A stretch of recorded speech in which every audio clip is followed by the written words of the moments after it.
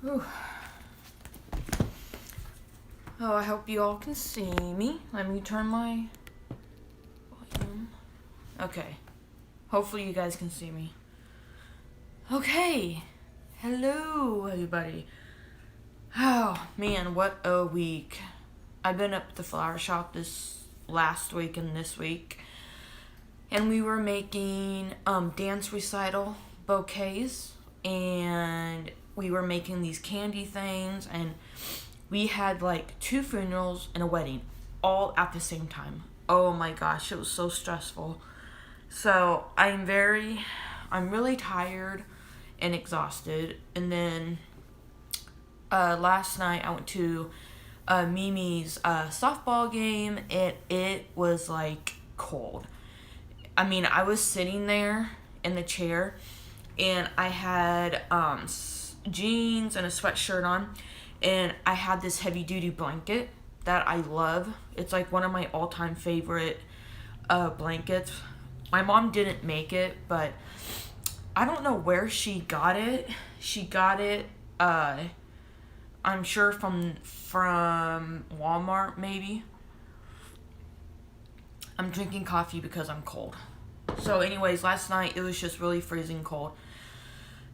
And then I went to bed. And then this morning I actually overslept by accident. I woke up like for an hour in the night, and I just could not get back to sleep. And then I fell back to sleep. I woke up at 2, fell asleep at 3, and then I woke up at 6:15, I think, and I was just so tired. I woke up. Spook was sitting on the end stand, and she must have been sitting there, and she jumped on me, and I went, ugh, and it actually like woke me up. And normally Batman does that, not Spook. So, and then I kind of just laid there, and I kept looking at my phone, and I was running late, and I only got to have 1 cup of coffee. So that's another reason why I'm drinking this. And I'm gonna have to probably move it because Batman is over here. So, like I said in plenty of these live chats, he thinks I'm talking to him. Right? Right? Hi. Hi, handsome. Yeah, he's down there. So, anyways, today was farmer's market, and I did really, really well that I sold out of the Wish right there. It's the first copy right here. I don't know if you can see it. Oh, there we go. This one right there. I think I sold... The last week I had 4 copies. Well, then I think I had sold 1, and then today I sold 3, but I can't remember. I have it wrote down. I just don't feel like going down the staircase to get it because I haven't really brought all my stuff up yet. But it was a little chilly. The shirt I have on that says need more caffeine, which I really truthful did need more caffeine. So a lot of people came up to my table, and some people took like my business card or my bookmark, and it was just, I had fun today, but thank God I have copies of The Wish. I was just trying to figure out if I needed to order more, and I think I have 9 on this shelf, so I probably need to, but anyways, I don't want to talk too much about farmer's market because I was going to talk about that Tuesday morning, which will be, I think, June 1st. Yeah, June 1st, Tuesday, June 1st will be my next coffee chat. But first, so anyways, I just have to, I'm making bookmarks I already have a bookmark for this. I was making a bookmark for my poetry books, just separate ones. And I thought, well, maybe what I could do is make like little, not this, but make like little square things, like and put on it that I like to do live chats, I think. Hey, handsome. Hi.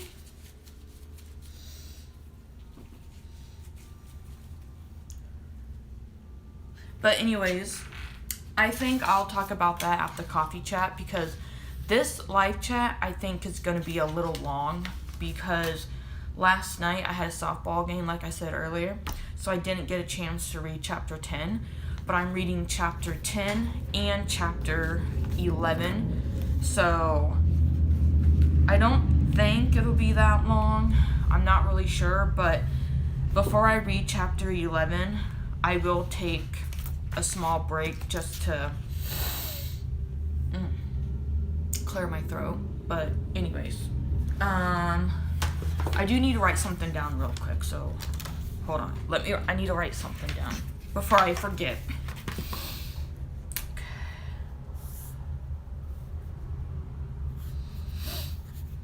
Coffee chat, promotion.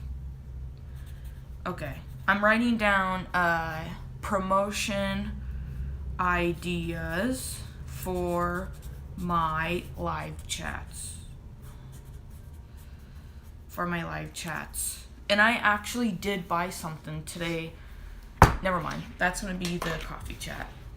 Okay, let me take a drink of coffee first. Whoa, I got all these papers like laying everywhere from old chats.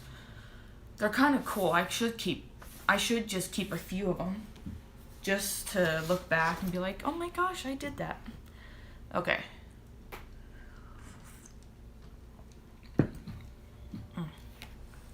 So, the last chapter that I read, Olivia had made a wish, and she spent the whole day with her grandpa. Well, the next morning she woke up, in the middle of the night she woke up, and she went downstairs and she found out that her grandpa was dead again.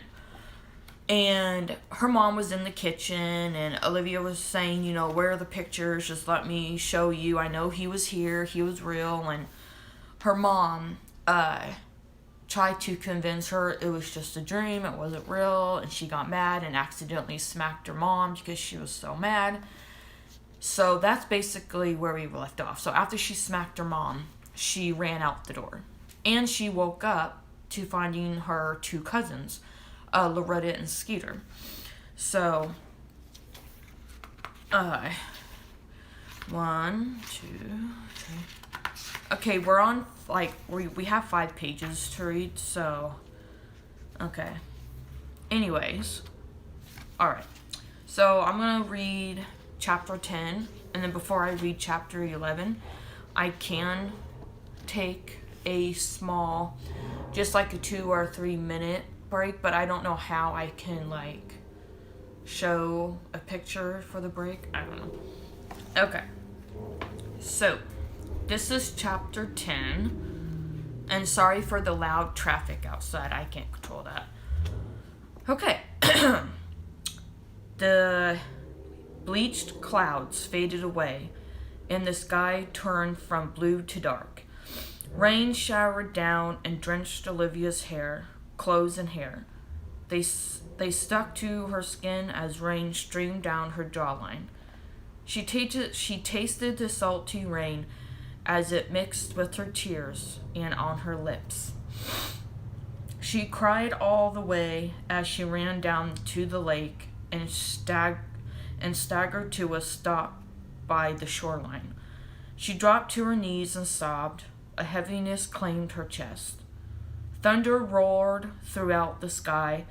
Killer waves crashed over one another. Olivia cried out in heartache for the loss of her grandpa. Had I really dreamt of him being there? Had he really passed away and I blocked it out in denial? Or had he passed away? I just gotta make sure my phone's charging. Or had he passed away and then he was here alive and well and then died again? Could any of that be true? And the part about finding Loretta and Skeeter in my bed, sound asleep? And the pictures being gone, too? None of it made sense. Olivia knew she was back to square one. The rippling sand spread along the shoreline. She wiped her face with both hands, then fell to the side and curled up into a ball, her eyes squeezed shut. The rain fell down harder, stinging against her skin like sharp needles, but she didn't care. Suddenly, a warm feeling came over her body. The rain slowed, and the sun peeked out from behind the clouds. "Olivia," a low voice said. She paused and sniffled. "I know that voice." "Olivia, don't cry. I'm here," the voice said. She lifted her head and saw a white mist shift into a body. She sat up, wiped her eyes, and peered closer. "Who is that?" Then she realized who it was and smiled. "Grandpa," she called out.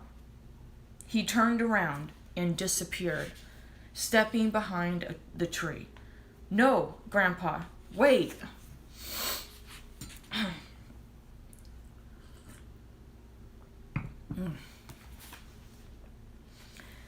The lake wasn't too far from his house. Olivia ran down the road, then came to a stop. Rain dripped from the roof and slid down the glass windows. There was a U-Haul in the driveway with the back open. She felt the urge to cry. She couldn't believe all his stuff was being loaded up to be taken away. "No," she yelled.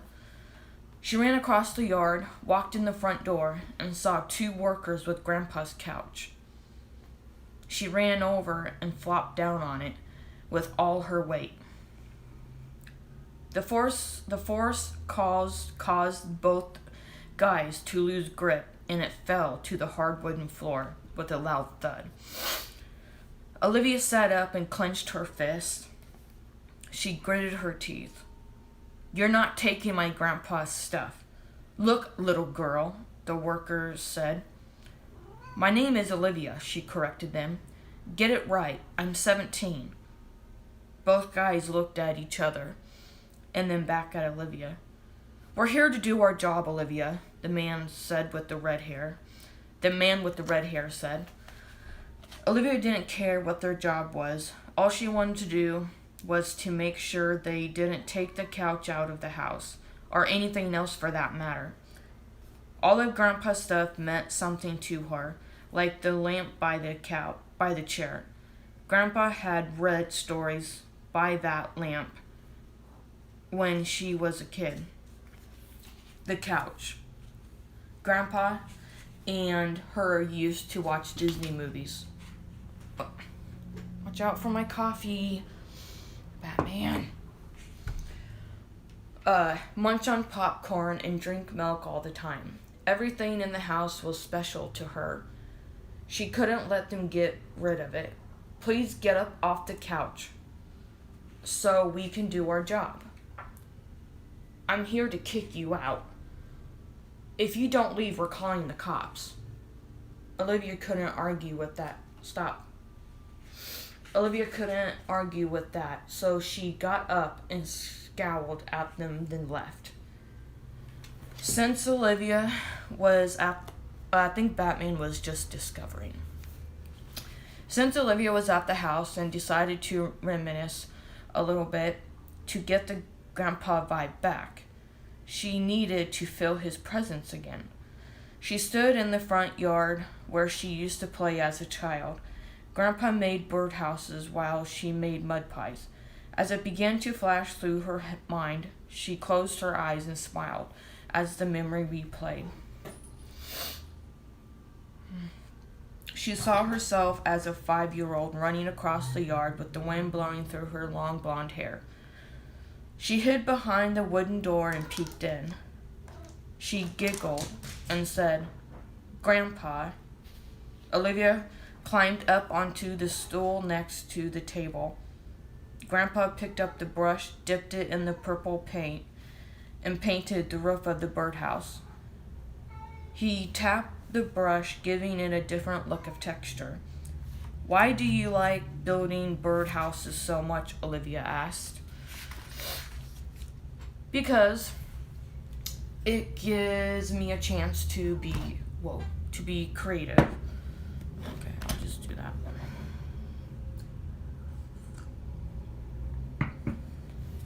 He said, "Just like you get to do."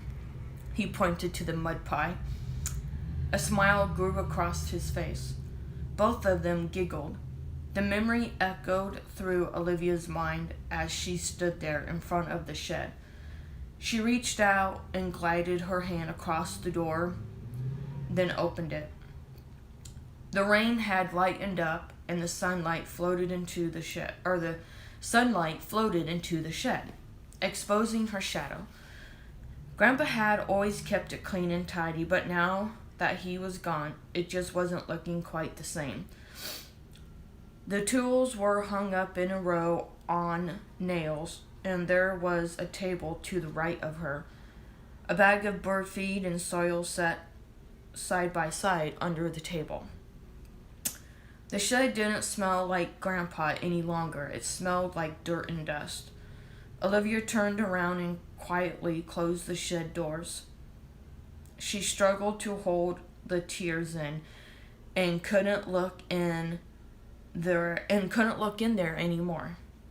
Finally, the two workers had left. She ran to the edge of the house and peered around the corner. She watched them get into the truck, then pull out of the driveway and head down the road. After they were out of sight, she ran to the back door and walked into the kitchen. Boxes were still piled on the table and counter. The house had a profound effect on her as being in the yard.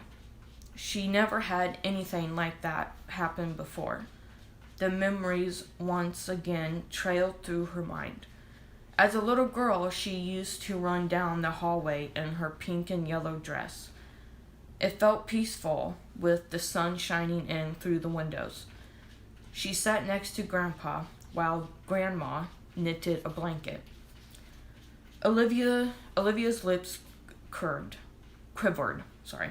Her throat ached and tears formed.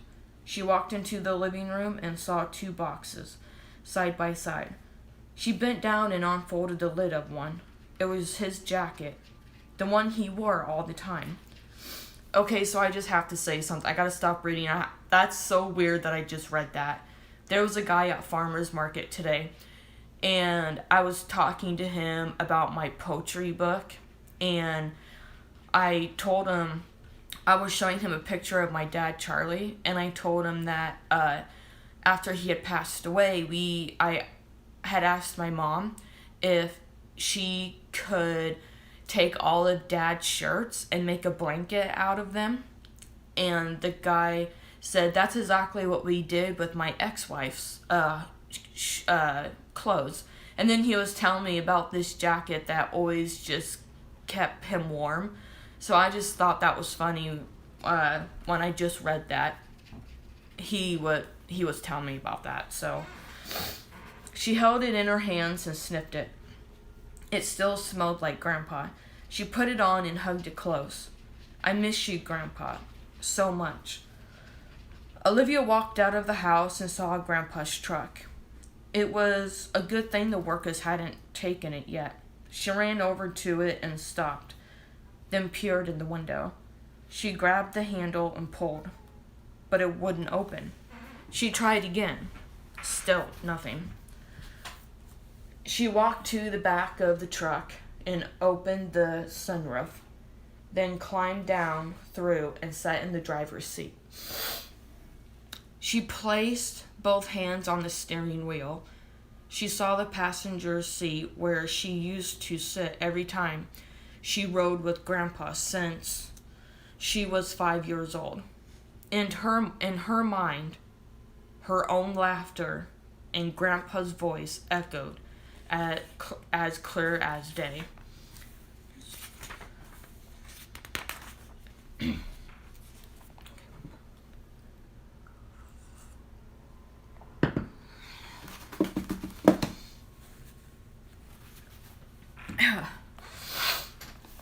She opened the glove box and searched around through the papers. No pictures. She pulled the sun visor down. A picture fell down onto her lap. She picked it up and saw Grandpa and her in the front of the ice cream store when she was 13. Olivia glanced up from the picture and saw somebody standing at a distance from the door. Oh God, was it the woman? She turned her head. It was her mom. There was still a red mark on her cheek. Why did I do that? I wasn't that type of person. Did you find the pictures, Mom? She looked over at Grandpa's house. Her mom shook her head and pulled her hair from her cheek. Olivia opened the door. Olivia let it go in one ear and out the other. Her mom sighed. Please, Olivia, open the door. Olivia turned her head and stared at her. I couldn't be mad at her for Grandpa passing away. It wasn't anybody's fault. It was just his time to go. Get out of the truck, now. She climbed out the way she came in and jumped to the ground. I didn't have a key. Both of them walked to the car and got in. Olivia closed the door, put her seatbelt on, and glared out the window as her mom pulled out of the driveway. Once again, the rain poured and traced down the window. Her mom flipped the wipers on, then scanned at the road with both hands clutched tightly on the steering wheel. Olivia didn't want to fight. She'd rather not say anything. It would save her breath, and it would be less drama. But it was quiet for only a few seconds. Olivia did notice her mom staring at her, wanting to say something. Olivia, I honestly don't know what pictures you are talking about. I didn't find any Ziploc bags with pictures in it. Mom, they have to be there. I know it. Honey, I'm sorry. Loretta and Skeeter helped look, and they are nowhere to be found. Tears welled up in Olivia's eyes. The pictures had to be around the house somewhere. They just had to be. They couldn't have gotten up and walked away. In the back of her mind, she still believed Grandpa was alive yesterday. Her mom pulled in the driveway and put the car in park. Are you coming? I'll be in. Her mom reached over, but Olivia shrugged her shoulder. Her mom sighed as she opened the door, got out, and went into the house. Olivia sat in the car thinking about everything. The first time she had seen the open path, the clearing where the house sat, Inga, the emerald diamond, and the creature. Then seeing Grandpa happy and alive yesterday, and now today he was dead. There had to be a reason for it. Things just don't happen for no reason. What was the cause of all this? She noticed Loretta peeking out of the living room window curtains. Once Olivia got out of the car, Loretta moved away from the window, and the curtain fell back into its place.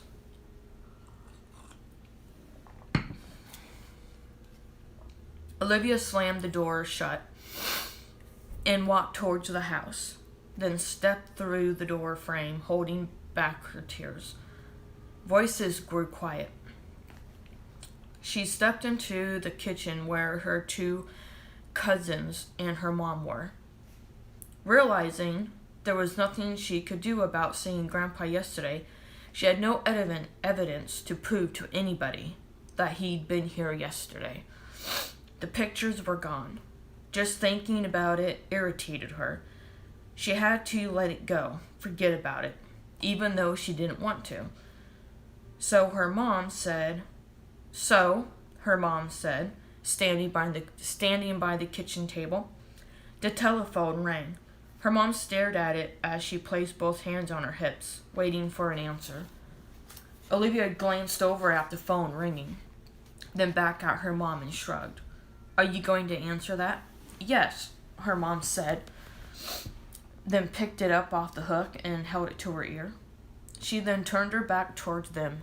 "Hello?" Meanwhile, Loretta and Skeeter talked among themselves. "What happened last night?" Skeeter asked. His hair messed up. His hair messed up on one side, and an indentation from the sheets imprinted on the side of his face.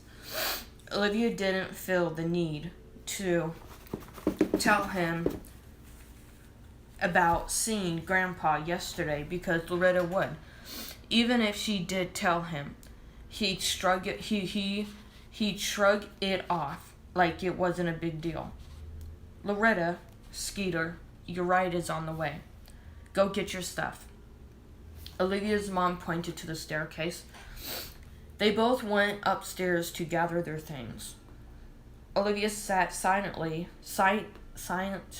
at the table with nothing to say. Loretta and Skeeter came back downstairs and waited by the kitchen table. Olivia noticed they were staring at her as if waiting for an answer. Skeeter had always been the curious type, like he wanted to know more. He wanted to know more about everything. He waited for her to speak. A few minutes trailed by, then a honk was heard from outside. Olivia got up and hugged her cousins. She didn't want them to leave, but they had no choice. They all walked to the door. "I love you both. Call me." Loretta and Skeeter hugged Olivia's mom, then walked out to the car. Her mom stepped beside her and said, "Your behavior is getting out of control." So, okay, that was chapter 11. Okay, now I'm just going to take a 2-minute break. And I think what I'm going to do is I'm going to do something on the computer here. And you guys can actually watch me if you want, hopefully. I know this chat's already, already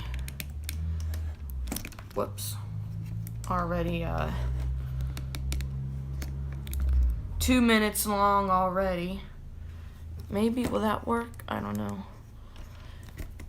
So basically, you guys are actually watching me how I set up for my positions for my YouTube channel. That's pretty funny. I guess I could probably just... I hope Batman doesn't come up here and, like, ruin. Okay. Whoa. Okay. Maybe this will work.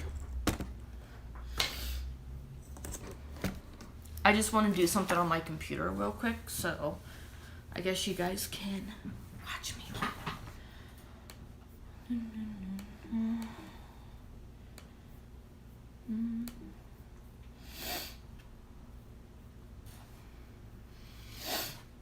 I really have thought about doing like a live thing, you know, where I'm sitting here writing and you guys could watch me.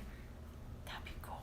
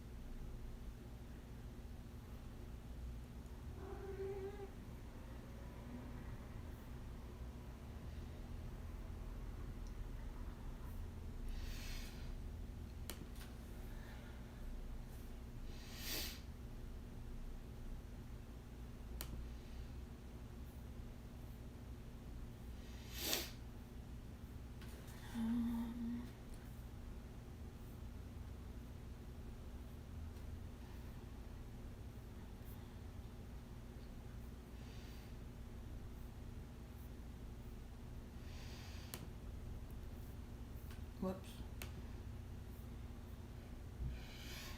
30 minutes, science and pianos.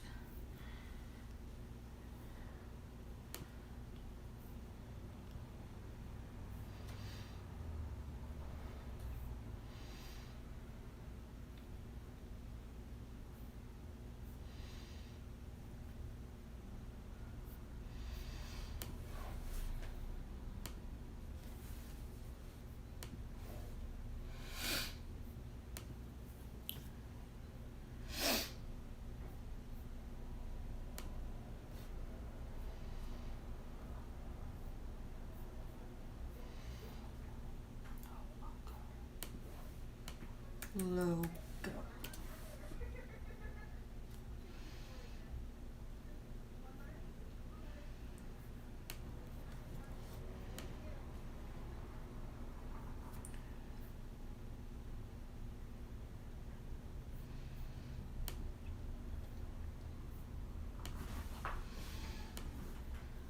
Oh. Logo.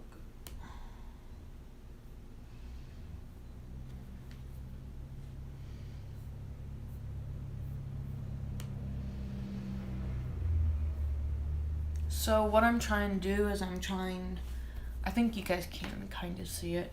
So, I wanted, when I do my book signings at farmer's market or anywhere else, I wanted to do like a book plate, like a square thing, and on the front of it, it says like my coffee chats, and then on another separate one, I wanted to do, the author live reading, which on here, I actually already do have a picture that I've been using for like social media.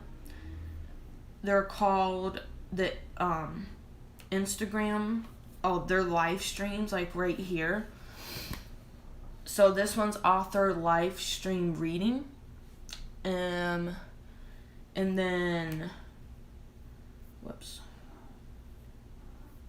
Where's the plain coffee one?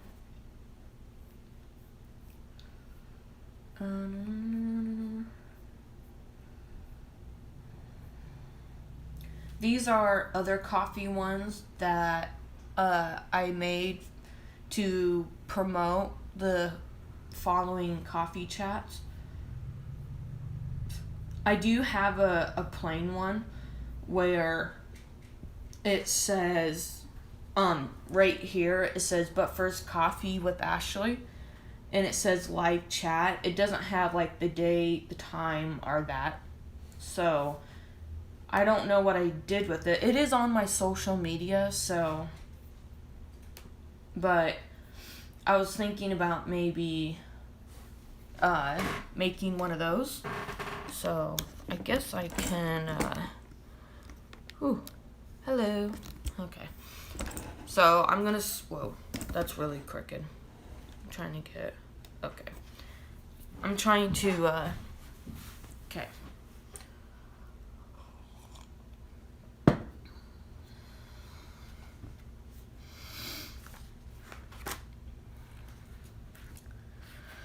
Okay. Let's read chapter 11. Ooh, this is from Inga's point of view. Okay. And I think I'm gonna sneeze again. I'm gonna start reading and then it's gonna happen. I just know it. Okay. Man, I got papers and stuff all over my desk. I should do a organization vlog or something. Okay. So this is chapter 11 from Inga's point of view. Okay. Batman. Okay. Inga sneered as she looked at her crystal ball. Look at that child. All that energy and her soul will soon be mine. She placed both hands behind her back and turned around. She walked 3 feet across the room towards a shelf on the wall that had different sizes and colors of candles. The middle red one with the black pentagram on the front was the one she needed and grabbed it. She walked back over to her demons and set it down in front of them as they stood in a line side by side. She snapped her fingers and a flame appeared on the candle. She grinned and closed her eyes, taking the hate and evil within and letting it show through the candle. She opened her eyes and black blood trailed down the side of the red candle past the pentagram. She stood up and grinned. Wrinkling her nose, she thought about the soul and the energy that she will soon have. Inga caught a glimpse of Mark laughing under his breath at Peter. Inga was always fascinated with them two fighting all the time. One wanted to be better than the other. The other wanted to kill more kids than the other so it can be Inga's favorite. Mark, don't start. Mark laughed again, including Joseph. Peter growled and pushed him up against the wall. Vials fell and crashed to the floor. Flames flickered out, then dissipated. Inga clenched her fist and grumbled in anger. Enough. Not even her harsh voice stopped them. She walked over to the shelf and grabbed a silver whip with sharp spikes. She stopped behind Mark, grabbed his hand, and forced him backwards across the room. He slammed into a shelf, snapping the wood in half. Once Peter saw the whip, he raised his hands in defense. He hissed and covered his head. She whacked him again, then again, harder, faster, feeling powerful and desired. His skin split open. Black blood slid from the wound and down his scaly skin. Peter fell to his side and shook like a leaf. Inga raised the whip, but then paused as the glow in her eyes dissipated. She looked down at Peter, then lowered the whip and knelt down in front of him. A deep growl rumbled in his throat. Inga raised her hand. He turned his head and held an arm in front of him. Inga lowered her hand. Jealousy isn't welcomed in my cabin, Peter, she hissed. Get up now, or you will feel the small spikes deeper in your skin. She put the whip back on the shelf, then turned around. He looked at the others. Bring me Olivia. She glared right at Peter and looked him deep in the eyes. And no fighting either. She had that glint in her eyes that meant business. Mark and the others bowed their heads, and then faded into thin air. Ooh, I think this is a scary chapter. Maybe. I don't know. Okay. So this is thing. Tucked away in the darkness, Olivia laid underneath the warm covers, curled up in a ball. Her dreams activated. She couldn't feel the bed underneath her. Where are the blankets? She reached out but couldn't find them and opened her eyes. A long dirt road extended out in front of her. Tall trees with fresh green leaves made her feel small. The cloudless pale blue sky prolonged for miles. Where am I? Where is my room, my bed? Then Olivia saw a little boy with brown hair wearing a doublet and breeches. He ran down the road as he kicked a ball made of brown cloth. He kicked it and it rolled across the road and bounced between Olivia's legs. She turned around and there it was, the same open trail she had seen before, the one that led to evil, the one that led to her. The little boy walked past Olivia. It caught her attention. He stopped in front of the trail and stood there as if he were studying it, just like she had done before. Oh God, don't do it. Don't. He walked in. The beating rhythm in her chest grew louder. Harsh breaths scurried through her throat. She gazed the location and realized this little boy was alone. She had no choice but to follow him through the open trail. At that moment, the sky darkened, and a cold draft blew Olivia's hair past her face so fast she lost balance and fell forward to the ground, hands first. The rocks and dirt pressed against her palms, leaving behind imprints. The cold, brisk wind howled by like sharp glass. It was like nothing she'd ever felt before. She held position, then peeked out for only a second. The trees bent back, almost ready to bust. Crunchy, dry leaves skittered across the thin road. She lowered her head back down and squeezed her eyes to protect them from the violent wind. It died down and a quiet eeriness filled the air. Olivia paused for a few seconds and listened to the surroundings, then opened her eyes. The pale blue sky extended, no scattered leaves on the ground. She stood up.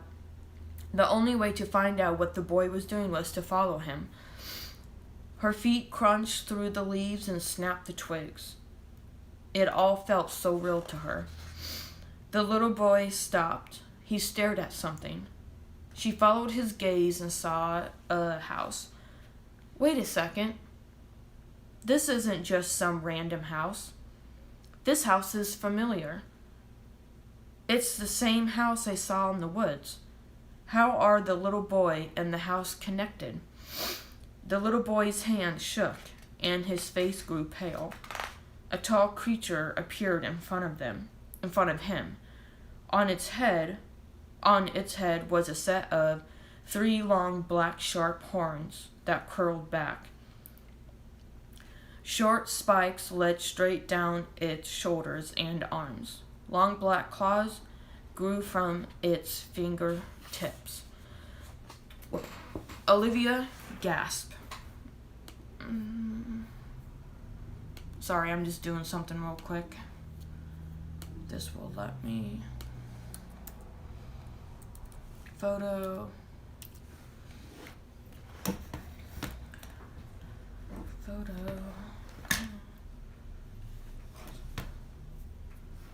Is it going to let me know? Okay. Olivia gasped and fell backward to the ground. She couldn't speak as her body trembled.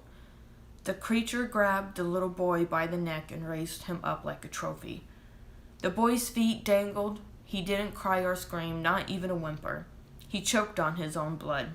Plasma ran down his pants to his shoe and dripped to the ground. The creature carried the little boy by the neck to the house. A blood trail on the ground was left behind. Olivia ran and lurched herself to the porch just before the door closed and reached out. "No," she screamed. Her heart thudded. Beads of sweat settled on her forehead. She bolted straight up in bed and placed a hand to her beating chest, taking in deep breaths to calm herself. Was the little boy somebody I knew? The dream felt so real, so vivid, like I was truly there. I felt the hard ground beneath my palms and the brisk wind through my hair and over my skin. I felt it all. I know it. I heard the little boy choking on his own blood. I saw the awful creature in that house. Was the little boy trying to get help for me? Did I just witness his death in my own dream? Was it a clue? Maybe he was a family member from long ago I was having dreams of now. She peeked over at the clock. 12:30. She laid back to the pillow and sighed. The air suddenly turned ice cold. Her teeth chattered, and she gazed over at the window to see if it was open, but it wasn't. She knew the air conditioning was never set that high either. There had to be a reason for the cold air. Before going back to bed, she got up and looked into the shadowy hallway. Goosebumps crawled up her body. For years, she had never liked the hallway, or any other hallways for that matter. In the movies, something had always happened. But Grandpa always told her to never be afraid, to always face her fear. At the end of the hall, she could see that her mom's door was wide open, and her mom was sound asleep with the silk covers over her. She laid her head back down on the pillow and shut her eyes, curled up in a ball. Ooh. So the next chapter, if you guys are really into scary stuff, this next chapter 12, I think this is the one where the scary stuff starts happening. So, that was a lot to take in. Wow. So that chapter, the one scene where Olivia was having the flashbacks of her grandpa in the woodshed, when I was reading that, I could remember my dad in the woodshed, and I would just stand there and like watch him. And then we didn't live by a lake, so I had to be creative. And I remember one time I was with Candy or my mom or a close friend, and sometimes we have to cross this bridge to get to Pella sometimes. And that's the Lake Red Rock. And I remember I had to take some pictures just to get an idea. So when I wrote the lake scene, I'm sure I probably went back to those pictures and looked at them to see, to get ideas and stuff. And then from Inga's point of view, that character was a lot of fun to write, but it was also hard because, like, I'm not an evil person. I don't do witchcraft. I don't summon demons. Like, I don't do any of that. You know, the more that I become a Christian, the more I have a close relationship with God. So, I wasn't going to church or anything like that when I was writing her character. So, I guess her attitude is kind of my attitude. Like, I would never whip anybody or anything like that, but she does get irritated with her demons, like, fighting and arguing, you know? And I, like, just like Inga, I can take so much, just like her. So, when I started writing the second book, I didn't want my readers to hate her for what she was doing. I had read this blog on the internet that you have to make your evil characters lovable too. So that's when, for the second and the third and the fourth book, I actually had to go deep into Inga's backstory and why she's like this, and if she had sisters or brothers, or, you know, what happened to her mom, what happened to her dad, where she lived. So anyways, yeah, her character was really hard at first, and because she had these evil thoughts, evil acts and stuff.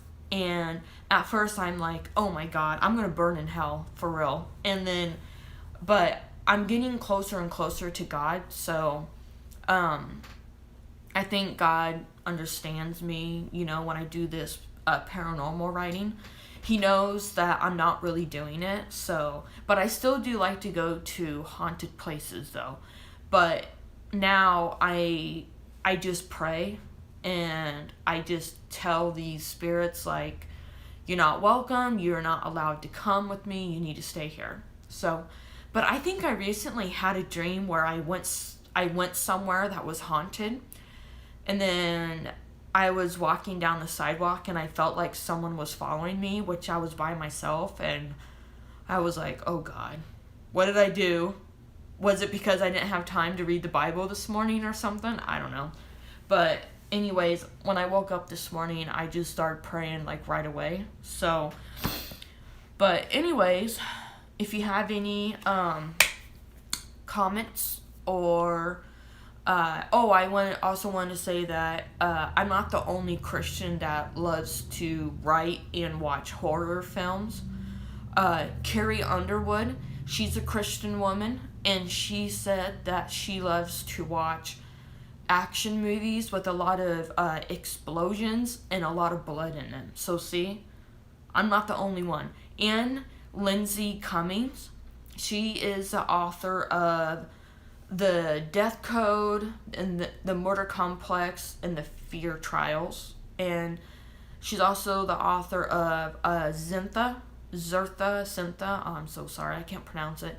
And she just released a new book, I think, called Metal, Blood, and something else. And she's like a full Christian woman.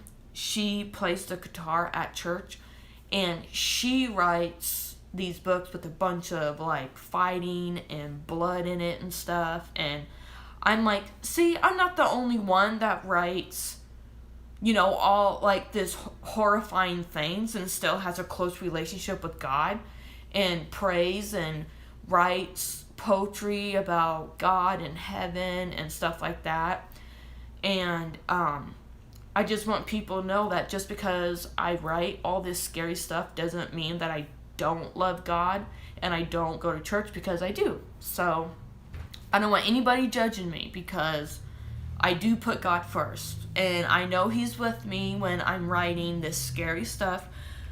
And if you read my second book, you will actually see from Madison's point of view. Madison is Keegan's older sister. And when you read Madison's point of view, the way I wrote her backstory is when I first started going back to church. And I thought that was really interesting. So her backstory is kind of the way I was starting out going back to church. And that was a lot of fun. So I'm really excited to read that. So when I get this book done, I'm going to start reading Awakened Evil, which is this one here. Now, this book has a lot of scary stuff in it. So, but if you are a Christian woman and you're afraid to say something that you love books like this, don't feel afraid to say it. There's nothing wrong with reading, watching, or writing scary stuff being a Christian woman. There's nothing wrong with that. Now, if you were doing witchcraft and stuff, then you better stop doing that, and you better kneel down and start praying for forgiveness. So, anyways, okay, let me see, my next live reading. Okay, today's the 29th, May 29th.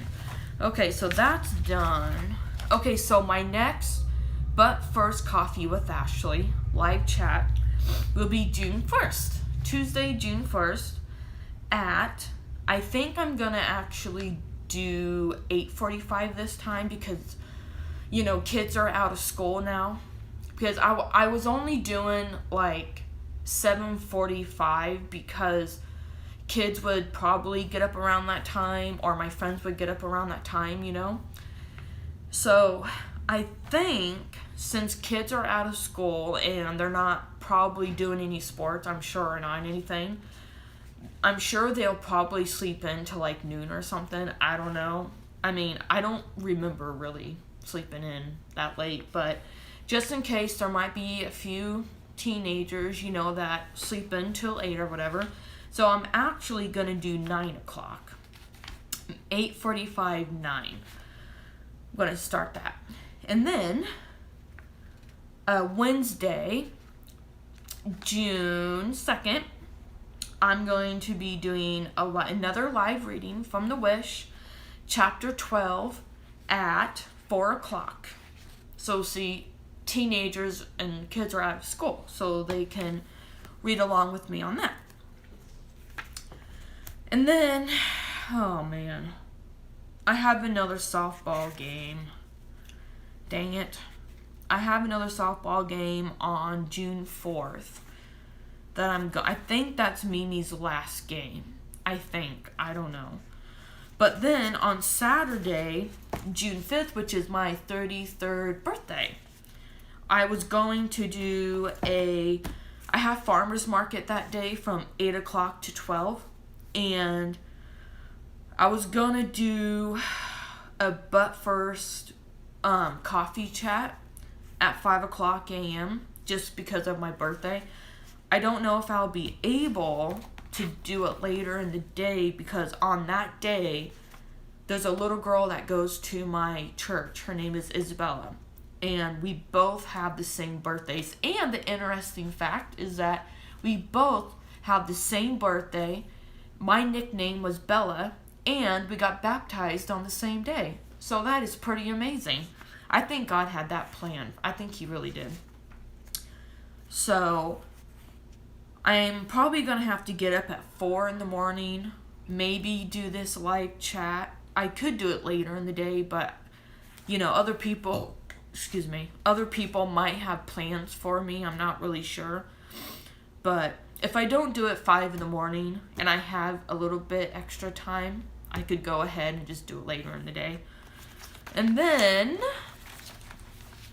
on June 8th, I'm doing farmer's market again at 3 o'clock to 5:30.